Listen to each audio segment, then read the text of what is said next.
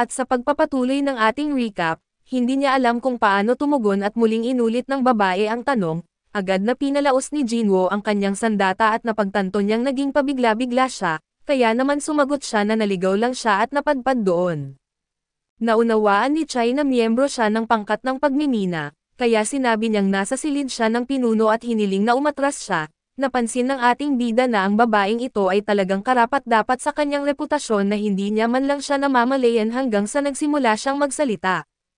Pagkatapos ay lumingon siya at ngumiti at nagsabing, pasensya na muling tiningnan ng babae ang kanyang kamay at nag-isip kung hindi ba ito may hawak na sandata kanina. Ngunit inisip niyang baka nagkamali lang siya nang nakita at binaliwala ang bagay na iyon at habang dumadaan ang ating bida sa tabi niya, napansin ni Chai ang isang bagay at tinawag siya upang hintayin. Huminto si Jinwoo at bigla siyang inaamoy ni Chai na napansin niyang wala naman itong masamang amoy, kaya't tinanong niya kung talaga bang isa siyang mangangaso ngunit bago pa makasagot ang ating bida, tiningnan ni Chai ang kanyang ranggo sa dibdib at nalaman niyang siya ay may ranggong E. Dahil dito ay sinabi niyang huwag na lang itong pansinin at pinayuhan siyang mag-ingat sa pagbabalik, dahil napakalaki ng piitan na iyon at hindi lubos na naintindihan ni Jinwoo ang nangyari, kaya nagpatuloy na lang siya sa kanyang daan. Samantala nag-iisip pa rin ang babae kung bakit hindi ito nangangamoy tulad ng ibang may mababang ranggo, sa halip ay napansin niyang masyado pa nga itong mabango na marahil ay naglagay ito ng pabango, di nagtagal ay nagkita muli ang ating bida at ang pangkat ng mga minor. Sinabi nila na narinig nilang nakilala na niya si Chai nang maligaw siya at hinangaan siya ng mga ito dahil napakaswerte niya at karaniwang nakikita lang nila ang dalaga mula sa malayo. Ayon sa kanila na nagpapatrol ang babae upang protektahan sila mula sa pinuno, kahit na ang kapalit nito ay ang sarili niyang oras ng pahinga. Dahil dito para sa pinuno isa siyang napakamaasahang tao at binabanggit na si Chin ay hindi komportable sa amoy ng ibang mga mangangaso. Nakakagulat ito sa ating bida at pinaalala sa kanya noong sinabi ni Baruka na kakaiba siya, kaya alam ng ating bida na dito at siya lamang ang napapaboran ng sistema.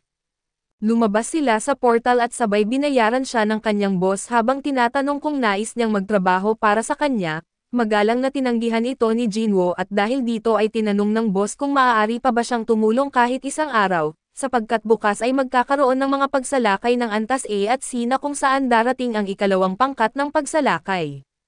Isa ito sa mga kalakasan ng samahan ng mga mangangaso at kaya nilang salakayin ang mga portal ng Rango A gamit ang dalawang grupo. Dahil wala naman siyang gagawin bukas ay tinanggap ng ating bida ang kasunduan at sa gabi ay nakita natin si Chucky na tumatawag sa isang tao at humihiling na imbestigahan ang sinasabing si Jinwoo. Sinabi ng lalaki na binanggit rin ito ni Ji Choi kahapon kaso sa kasamaang palad ay lahat ng impormasyon tungkol sa tao na iyon ay nakatago na, dahil ito ay ipinagawa mismo ng Association ng mga mangangaso, naisip ng ating blonde na babae ang detalye na ito dahil maging ang kanyang boss na may pulang buhok ay interesado sa tao na iyon. Alam niya na may mas malaking bagay na nakatago sa likod nito na sapagkat bagaman marami na siyang nakilalang mangangaso, ito ang kauna-unahang pagkakataon na makatagpo siya ng isang tao na may kaaya-ayang amoy at kinabukasan, nakasalubong ng ating bida ang kanyang mga kasama na magalang na bumati ng magandang umaga at dahil kilala na nila kung gaano siya kasipag. Malinaw na napasaya nito ang kanyang kaibigang si Yi at ang iba pa dahil inamin nila na matagal na nilang hindi naramdaman ang ganitong saya, pagkatapos ay nagsama-samang nag-almusal at samantala ay may ilan na nagbubulong tungkol sa kung gaano kahanga-hanga ang ating bida. Dahil sa kanya nagkakaroon sila ng pagkakataon na magpahinga at makapunta sa dungeon pagkatapos ng tanghalian upang kumita ng dagdag na pera. Pagkatapos nito ay ginawa ng boss ang kanyang huling pagtatangka at inalok siyang bayaran ng 5 beses na mas mataas kaysa sa normal na sahod, ngunit syempre ay tinanggihan agad ni Jinwoo ang alok na iyon at sa puntong iyon, lumitaw ang leader ng ikalawang pangkat ng pagsalakay na si Kapitan Son. Tinanong niya kung maaari bang makahiram ang boss ng mga minor ng isang miyembro mula sa kanyang koponan, tumutol ang boss dahil ayaw niyang isakripisyo ang kahit isa sa kanyang mga kasapi at pagkatapos, mariing ipinahayag ng batang leader ng pagsalakay sa harap ng lahat na ang sinumang sasali bilang boluntaryo ay tatanggap ng dagdag na bayad para sa panganib. Dahil dito ay nagboluntaryo ang ating bida at sinikap ng kanyang mga kasama na paalalahanan siya na hindi ito makatuwiran at mapanganib. Ngunit sa kabila nito at buong tapang na nakipagkamay si Jingo sa leader, kaya nakumpleto ang kasunduan. Kasunod nito ay kasama nila siyang nagtungo sa portal at dito ay binanggit niya na kahit na malaki ang portal, ang kapangyarihang mahiwaga sa loob nito ay hindi kasing lakas ng kahapon at mapapansin na kahit na wala ng ibang mangangaso ng Rango S, napansin niya na talagang handa silang lahat. Mayroon silang 6 na mangangaso ng Rango A at 3 mangangaso ng Rango B na sa ibang samahan ay maaari nang bumuo ng isang pangunahing koponan. Pumasok sila sa napakalaking portal at gayunpaman ay may hindi magandang pakiramdam ang ating bida, nakahawig nang naramdaman niya nang harapin niya ang pulang portal noon. Sa tabi niya ay may isang babaeng mangangaso na sinubukan na mapakalma siya at sinabing huwag siyang kakabahan dahil lahat ng mangangaso rito ay malalakas. Dagdag pa niya kung mananatili siyang kasama nila ay hindi siya aatakehin ng mga mahiwagang halimaw. Nagpasalamat si Jingo sa kanyang mga salita na habang sa isip naman ng leader na si Kijen na alam niyang kapag natapos ang misyong ito na opisyal na siyang itatalaga bilang kapitan, gayunpaman ay batid niyang hindi siya kasing lakas ni na Choi Hoin at Chai at dahil sa huli, isa lang siyang mangangaso ng Rango A. Sa kabila nito ay pinalakas niya ang loob niya dahil naniniwala siyang kaya niya ito. Bigla siyang nakaramdam ng kakaiba at agad na pinatigil ang lahat at agad silang naghanda para sa labanan, na ikinagulat ni Jinwoo dahil walang nagsabi sa kanila pero automatikong pumosisyon sila. Dito lumabas ang mga pulang lobo at ito ang namamahala sa depensa at ang unang humarap sa kanila, habang ang iba ay sinamantala ang pagkakataon upang umatake na mula sa mga ngaso ng mahika na naglulusaw sa kanila na parang wala lang, hanggang sa mga espada ng mandirigma at ng kanilang leader na mabilis na sumugod.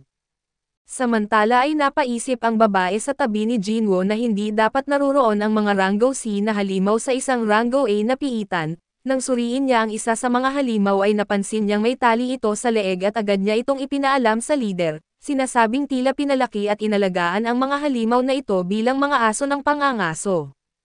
Bagaman tila kakaiba ito at alam nilang may mas malalim pang dahilan sa likod nito, maya-maya ay biglang lumitaw sa harapan nila ang matatangkad na mga orc at isa sa kanila ang malakas na naghagis ng sibat patungo sa kanya kahit na nagawang pigilan ito ng leader ay nabasag naman ang kanyang kalasag. Tinangka niya na alamin ang atensyon ng mga halimaw ngunit tila hindi ito epektibo at hindi siya pinansin ng mga orc. Sa sitwasyong iyon ay isang mangangaso ng mahika ang gumamit ng kapangyarihan upang mahuli ang isang orc, habang isang babaeng may mahabang buhok at malalaking dibdib ang nagpaputok ng isang bola na apoy upang itulak palayo ang isa pang orc. Samantala isang babaeng mandirigma ang sumabak sa mano-manong laban-laban sa isang orc, ngunit sa isang iglap ay tinamaan siya ng isa pang orc at napalipad palayo at kahit na may mga ngaso ng mahika na nagtawag ng 2 sundalo upang tumulong, nahihirapan pa rin sila. Sa gitna ng laban isang mangangaso ang naputulan ng braso at agad siyang tinulungan ng isa pa, habang ang manggagamot ay sinimulan ng ipanumbalik ang kanyang nawalang braso at lahat ng ito ay tahimik na pinagmamasdan ni Jinwoo. Nang makita niya ang sitwasyon ay ginamit niya ang kanyang kakayahan sa paglalakad sa anino at sinimulang tulungan sila nang hindi nila nalalaman, ginamit niya ang kamay ng pinuno upang sakalin ang isang orc at ipinahina ang iba pa nang walang nakakakita. Dahil dito ay muling lumakas ang loob ng buong koponan na maging ang babaeng mandirigma ay naging mas determinado sa laban. Sa loob lamang ng ilang segundo ay tuluyan na nilang napuksa ang lahat ng matatangkad na orc. Ngayon na ayos na ang lahat ay lumabas na ang tank na isang himala na buhay pa sila, sinabi niya sa kanyang leader na nakaramdam siya ng kakaibang pakiramdam sa gitna ng labanan at kinumpirma rin niya ito kaya't naman, karamihan ay pinag-uusapan ang insidente dahil sa kanila tila walang saysay ito. Ngunit sa isipan ng dalagang may salamin ay alam niya kung sino ang nagligtas sa kanya. Tinitingnan niya si Nasto dahil napansin niya na mula nang gamitin nito ang lahat ng kanyang kakayahan sa pag-i-strip, naging dahilan iyon ng kanilang kaligtasan. Gayunpaman ay pinili niyang huwag magsalita tungkol dito dahil tiyak na may mga dahilan din si Nasto. Sa gitna nito tinanong ni Pachin ang leader kung ipagpapatuloy ba nila ang laban at naiintindihan din ng blondeng may malalaking dibdib kung ano ang pakiramdam ng maging kapitan sa unang pagkakataon. Ngunit ipinahayag niya na ayon sa kanyang palagay ay dapat muna silang umatras.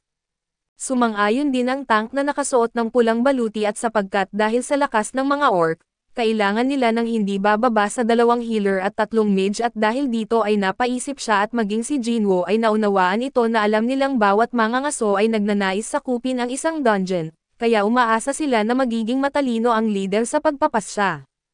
Ipinahayag niya sa lahat ang kanyang desisyon na magre-retiro muna sila sa ngayon at natuwa ang lahat at inamin pa ng Tank na natakot siya na baka gusto ng leader na magpatuloy sila, ngunit sinabi ng batang kapitan na hindi naman ganoon kaya't sabay-sabay silang bumalik sa portal. Pagdating nila sa portal ay natuklasan nilang may hadlang na mataas ang antas roon at agad na sinubukan itong alisin ng tatlong mage, ngunit sabay-sabay nilang naramdaman ang napakalakas na mahiwagang kapangyarihan at inisip nilang baka ito ang pinuno ng dungeon. Nagmadali ang mga mage na tanggalin ang hadlang ngunit hindi nagtagal ay napagtanto nila na ito pala ay isang patibong, tinamaan ang tatlo ng masasamang mahika at naging lubhang mahinang kalagayan at lalong lumala ang sitwasyon ng lingunin siya ay napansin niyang napapalibutan sila ng 50 matayog na orc. Dahil dito ay karamihan ay naniwala na tiyak na silang mamamatay ngunit buong tapang, lumapit ang leader sa isa sa mga orc at sinubukan siyang takutin ng halimaw na iyon, ngunit laking gulat nila nang malaman na ito pala ang pinuno ng dungeon. Sa pamamagitan ng mataas na orc ay ipinakilala niya ang sarili sa lahat sa wikang tao at ang pangalan niya ay Kargan. Nais niyang makita ang mga tao at tinanong niya kung siyang aba ang humaharang sa daan at kinumpirma ito ng malaking orc na sapagkat hindi basta-basta, siya ang dakilang salamangkero ng marangal na tribang orc. Pagkatapos ay nagtanong siya ng pangalawang tanong na mayroon pa bang mas malakas kaysa sa kanya sa kuweba na ito, natawa si Han at inutusan ang leader na pumili na lamang at maaari siyang mamatay sa kamay ng mga sundalo nito o kaya'y dumating upang harapin siya. Personal at malinaw na binibigyan sila ng ilang minuto para magdesisyon kaya tinawagan ito at ipinayo na samantalahin niya ang pagkakataon para makatakas at hanapin ang pangunahing pangkat ng pagsalakay. Sa katunayan ang misyon ng kanyang pangkat ay hindi para makalabas ng buhay kundi para isasara ang pintuan ng dungeon na ito. Kinumpirma ito ng mangangaso na si Pelham sa pamamagitan ng pagbibigay ng kanyang huling habilin na nais niyang iparating sa kanyang pamilya. Dahil alam niya na dapat nilang tapusin ang misyon na ito kahit ano pa man ang mangyari ngunit para naman sa kanya, iba ang sitwasyon kaya't hiniling niya na siguraduhin niyang makaalis ng buhay mula sa lugar na ito. Ang desperado na sitwasyong ito ay malinaw na nagpapaalala sa ating bida tungkol sa Double Dungeon, bagaman alam niyang kakaiba ang mga taong ito at pinayuhan niya lamang siyang maghintay at huwag hayaang lumala ang sitwasyon. Pagkatapos ay sinabi niya na sa sandaling makita nila ang boss at agad silang aatakihin anuman ang mangyari, dahil dito kung madidistract siya ay hindi niya magagawang panatilihin ang barrier at iyon ang magiging pagkakataon para makatakas si Jinwoo palabas ng portal. Nandoon si Chai at tinanong niya ang boss kung nasaan na si Jinwoo at sumagot ang boss na nasa loob na siya ng portal. Nakakapagtaka ito sa ating dalaga at samantala ang pangalawang pangkat ng pagsalakay ng samahan ng mga mangangaso, ay sa wakas pumasok sa kuta na malinaw namang may malaking hukbo para harapin. Kaso dito muna matatapos ang recap natin sa anime na ito, salamat sa inyong panonood hanggang sa muli.